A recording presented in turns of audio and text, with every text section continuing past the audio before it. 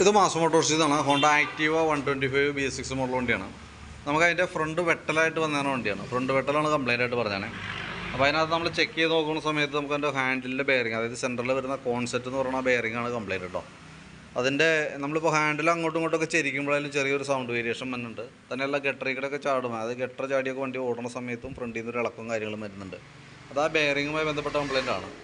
അപ്പോൾ അത് മാറ്റി കഴിഞ്ഞാലാണ് നമുക്ക് അതിൻ്റെ പ്രോബ്ലം മാറുള്ളൂ. പിന്നെ നമുക്കൊരു വണ്ടിക്ക് പാളിച്ചുണ്ട്. പാളിച്ച മാറണമെന്നുണ്ടെങ്കിൽ ടയർ മാറ്റിയിടണം. ഈ ടയർ ശ്രദ്ധിച്ചാൽ മനസ്സിലാവും. നമുക്കിതിൻ്റെ വലതുവശം നല്ല രീതിയിൽ തേയ്മാനം വന്നു പോയേക്കാം. ഈ സൈഡ് നോക്കുമ്പോൾ നമുക്ക് ഗ്രിപ്പ് തോന്നും, പക്ഷേ ഈ സൈഡിലേക്ക് വരുമ്പോൾ തീരെ ഗ്രിപ്പില്ലാത്തൊരവസ്ഥയിൽ വണ്ടി ഓടിക്കൊണ്ടിരിക്കണം കേട്ടോ.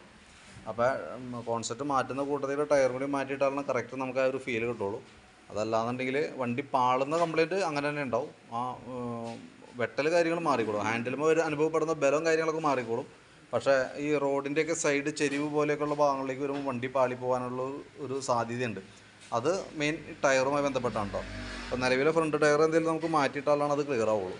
ഇതിൻ്റെ ബാക്കിലിട്ടാണ് ടയറും അത്ര പെർഫെക്റ്റ് ആയിട്ടുള്ള ടയറല്ല. ഈ മോഡൽ ടയറൊന്നും ശരിക്കും നമുക്ക് യൂസ് ചെയ്യാൻ പാടില്ല ശരിക്കും.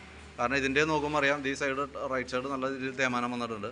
പിന്നെ ഈ ടയർ ഈ മോഡൽ ഗ്രിപ്പ് ഓവർ ഗ്രിപ്പുള്ള മോഡലാകുമ്പോൾ വണ്ടി സ്വാഭാവികമായിട്ടും പാളിച്ച കാണിക്കും.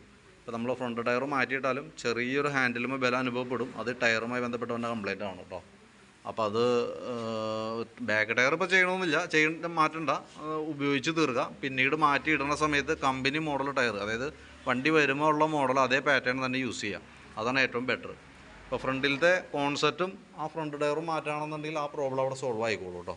പിന്നെ താക്കോല് ടൈറ്റുള്ള കേസ് പറഞ്ഞിട്ടുണ്ടാവും. നമ്മൾ ചെക്ക് ചെയ്ത് നോക്കുമ്പോൾ മേജറായിട്ടുള്ളൊരു പ്രോബ്ലം ഒന്നുമില്ല. അപ്പോൾ അതിൻ്റെ ഉള്ളിൽ ചിലപ്പോൾ ക്ലാവ് പിടിച്ചതാവാം ആ കംപ്ലയിൻറ്റ് കാണിക്കാനുള്ള കാരണം. അപ്പോൾ അതിന് നമ്മൾ അതിൻ്റെ ഉള്ളിൽ സ്പ്രേ കോട്ടിങ് കൊടുത്ത് നമുക്ക് ക്ലിയർ ചെയ്തിടാം കേട്ടോ.